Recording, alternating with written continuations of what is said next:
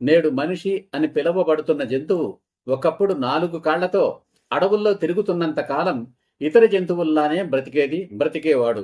ఎప్పుడైతే వెనుక ఉన్న 2 కాళ్లతో నడవడం, పరుగు తీయడం నేర్చుకున్నాడో, ముందున్న 2 కాళ్లను చేతులుగా ఉపయోగించి ఆ చేతులతో ఆయుధాన్ని ప్రయోగించడం నేర్చుకున్నాడో, కామ, క్రోధ, లోభ, మోహ, మద, మాత్సర్యాలు అనే అరిషడ్వర్గాలు అంటే 6 అంతఃశత్రువులు మనిషిని ఆవహించాయి.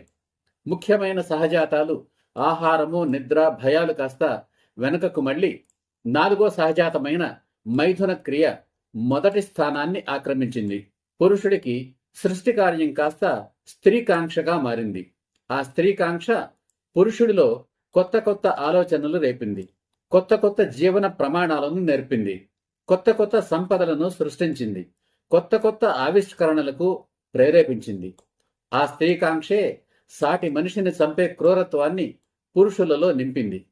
ఆ మైథున ప్రక్రియ లేదా రతిక్రీడ మైథున కాంక్షగా రూపుదిద్దుకోకుండా సహజంగా సాధారణంగా నిర్వహిస్తున్న ఇతర జంతువులు మాత్రం యుగాల నాడు ఎలా బ్రతికాయో ఈనాడు అలానే ఏ మార్పు లేకుండా అలానే బ్రతుకుతున్నాయి, అలానే చస్తున్నాయి.